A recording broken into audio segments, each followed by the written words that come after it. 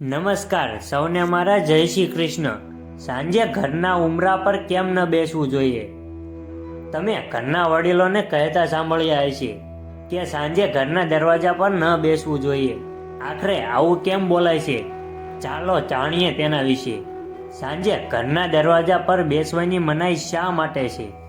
વાસ્તુશાસ્ત્ર અનુસાર ઘરની ઉંબરી દેવી લક્ષ્મી સાથે સંબંધિત છે। એવું માનવામાં આવે છે કે સાંજે દેવી લક્ષ્મી પ્રવેશ દ્વારથી જ ઘરમાં પ્રવેશ કરે છે।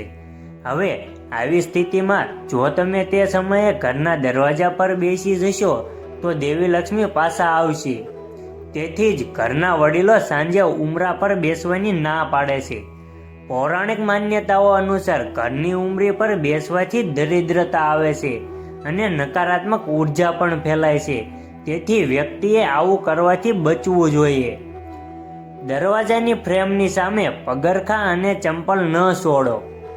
ધાર્મિક માન્યતાઓ અનુસાર વ્યક્તિએ ઘરના દરવાજાની ફ્રેમની સામે પગરખાં અને ચંપલ રાખવાનું ટાળવું જોઈએ।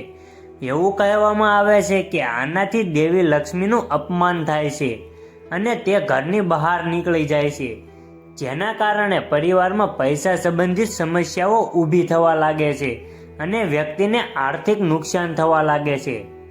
દરવાજાની ફ્રેમ પર બેસીને તમારા નખ કાપશો નહીં। ભૂલથી પણ ઘરના ઉંબરા પર બેસીને નખ ન કાપવા જોઈએ, જેના કારણે ઘરમાં ગરીબી રહે છે। આ સિવાય ઘરના દરવાજે બેસીને માંસાહારી ખાવાનું વર્જિત માનવામાં આવે છે, તેમજ કેલેન્ડર કે ઘડિયાળ વગેરેને ઘરના ઉંબરા પર ન લટકાવવા જોઈએ, તે અશુભ માનવામાં આવે છે। ઘરના દરવાજાની ફ્રેમ તૂટવી ન જોઈએ।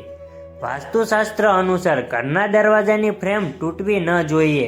એવું માનવામાં આવે છે કે આનાથી ઘરની સકારાત્મક છીનવાઈ જાય છે અને પરિવારમાં મતભેદ થાય છે।